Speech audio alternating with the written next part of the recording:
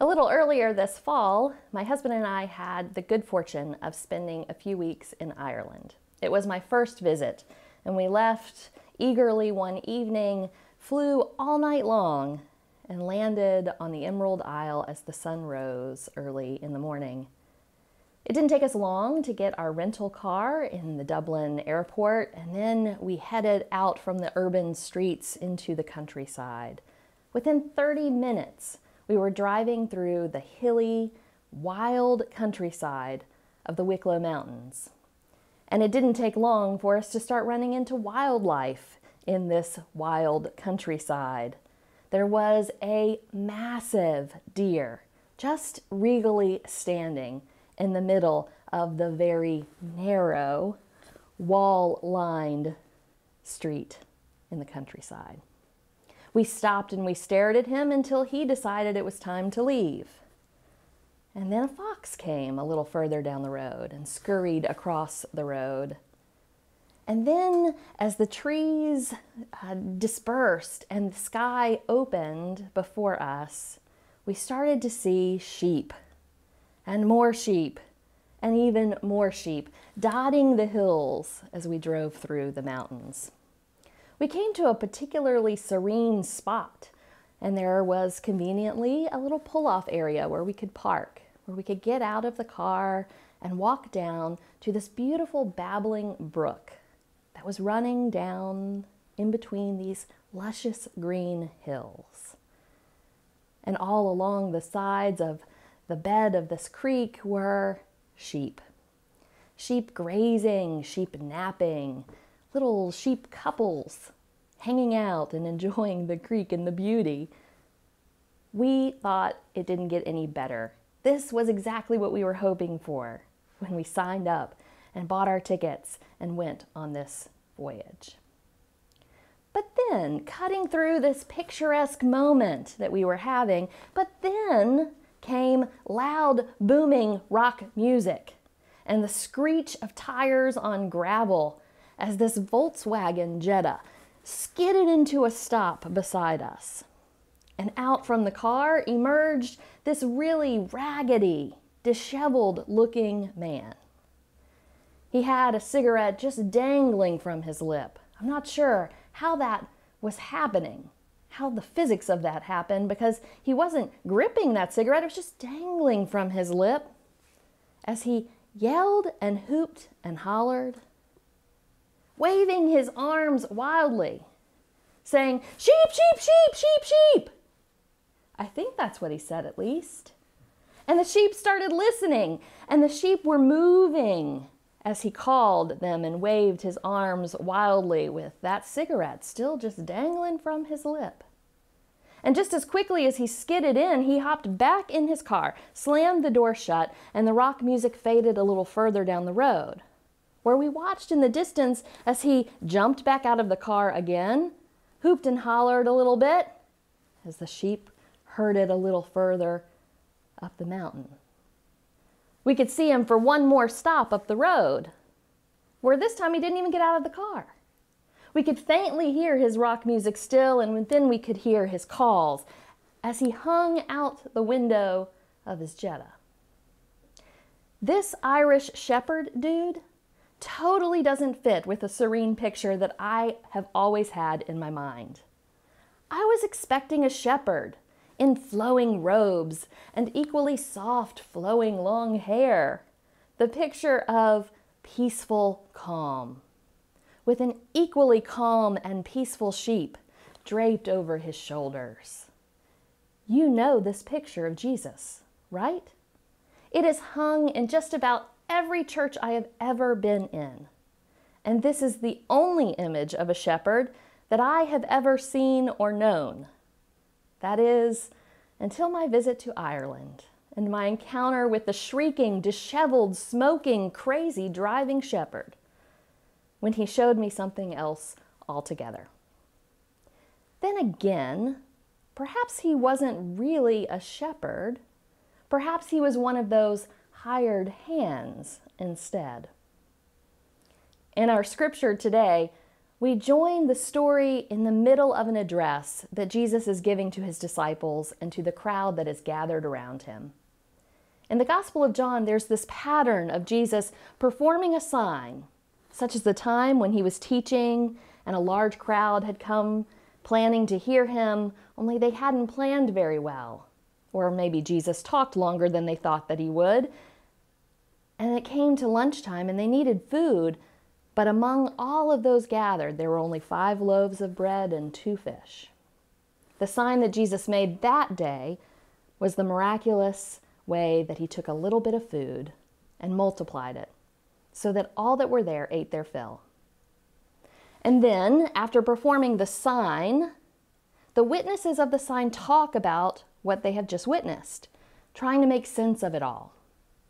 And then the third step of the pattern is that Jesus gives often a lengthy explanation of the meaning of the sign. For the example that I just gave of the feeding of the 5,000, Jesus made sense of the sign by saying, "I am the bread of life.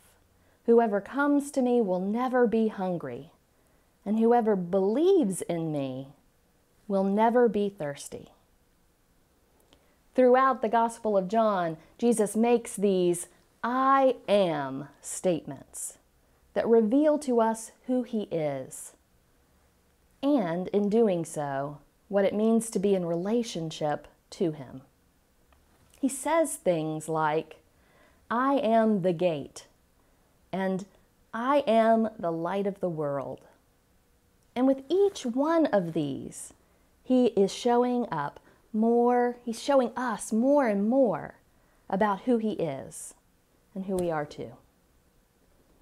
Here in this passage, Jesus says, "I am the good shepherd."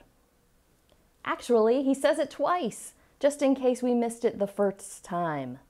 I am the good shepherd. I know my own, and my own know me. And I lay down my life for the sheep. In the sentence that comes immediately before he makes this declaration, Jesus says these powerful words, "I came that they may have life and have it abundantly." The good shepherd's care for us is rooted in this desire that the sheep not only survive, but thrive. And all of this sounds pretty fantastic to us, right? Because in this metaphor, we're the sheep, and we're the sheep of the good shepherd's flock, and those sheep have it pretty good. As we hear these words, we can hear echoing in the back of our minds the words of the 22nd Psalm. Green pastures, still waters, nothing to fear, protected and secure under God's care. I don't know about you, but I have never felt so at ease with being compared to livestock. The Good Shepherd. This is an image that we can picture in our minds even if we've never encountered a real-life shepherd. We understand what a good shepherd is.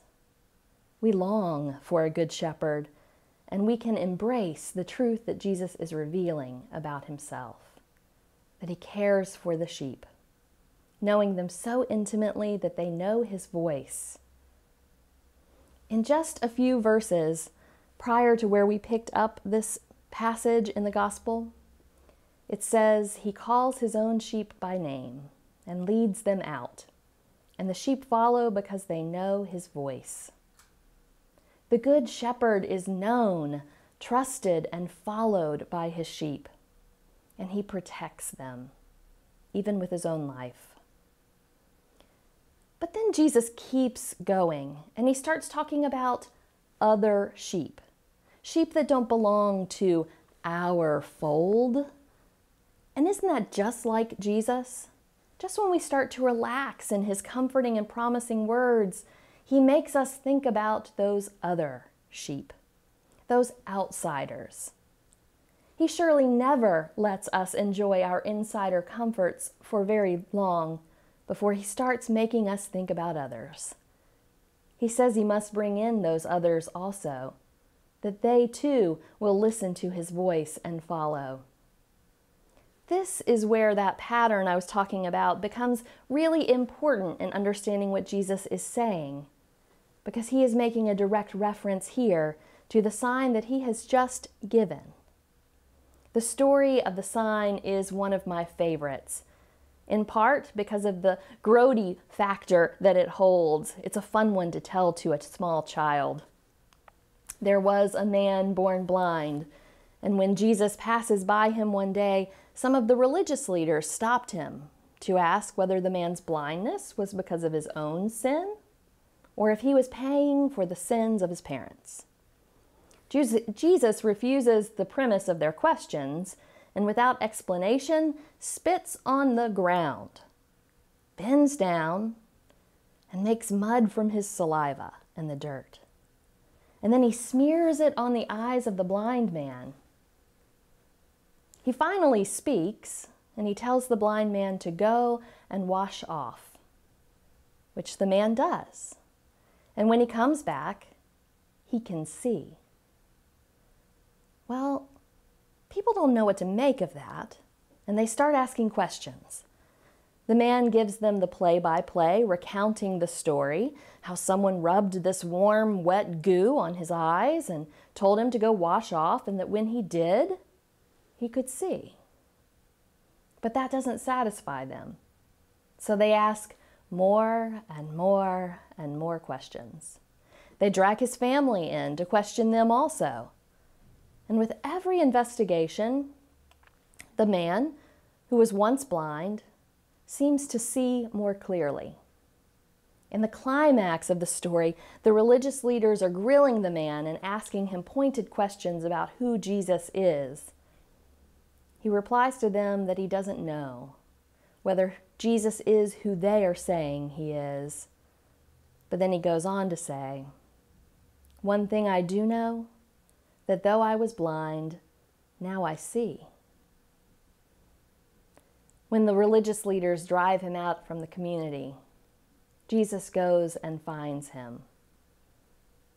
And the man who was once blind hears his voice and matches Jesus' face to the voice, and he confesses his belief in him. The man who once lived in darkness has seen the light. The man who had lived what at best could be called a half-life now could experience abundant life. The man who had lived on the fringes of his community has been restored to full personhood. The man who had been driven out by the hired hands is welcomed into the flock of the Good Shepherd. The truth of who Jesus is, as he says, "I am the Good Shepherd," is stunningly beautiful. And the storytelling of the Gospel of John is rich and meaningful. If we were to flip just a little further into the future in the Gospel of John, we would find Jesus visiting with the disciples after his resurrection. We would hear his conversation with Simon Peter as Jesus asks Simon Peter, "Do you love me?" Simon Peter responds to him saying, "Lord, you know that I do." And then Jesus said to him a clear directive, "Feed my sheep." This pattern is repeated 3 times and concludes with Jesus saying, "Follow me." In following the voice of the Good Shepherd, the sheep become shepherds themselves. But will they be good shepherds? Will we? You see, Jesus shapes our reality by asking us, just as he did Peter, to be the good shepherd now. Jesus says, "I am the good shepherd." And if we take Jesus' words seriously, if we have heard, if we follow, if we believe, then we are to claim the role of the good shepherd too. Do we live like we are good shepherds? Or are we hired hands? Do we invite in or do we push out? Do we care for and protect, or do we question and fear and endanger? Faithful student of the scriptures that Jesus was, when he used this shepherd metaphor for himself, he would have been familiar with the ways the metaphor had been used in the Hebrew Bible. For instance, he may have known this passage in Ezekiel 34 where God is speaking and says, "Woe to you, shepherd of Israel, who only take care of yourselves. Should not shepherds take care of the flock? You eat the curds, clothe yourselves with the wool, but you do not take care of the flock. You have not strengthened the weak or healed the sick or bound up the injured. You have not brought back the strays or searched for the lost." Do we live like we are good shepherds? Could we? Or are we hired hands? Beloved sheep of the flock of Jesus Christ, join me in giving thanks for the goodness of our shepherd. And may we hear and follow the voice of the Good Shepherd, seeking out and welcoming other sheep into the fold. We are the Good Shepherd, beloved ones. Let's get to work. Amen.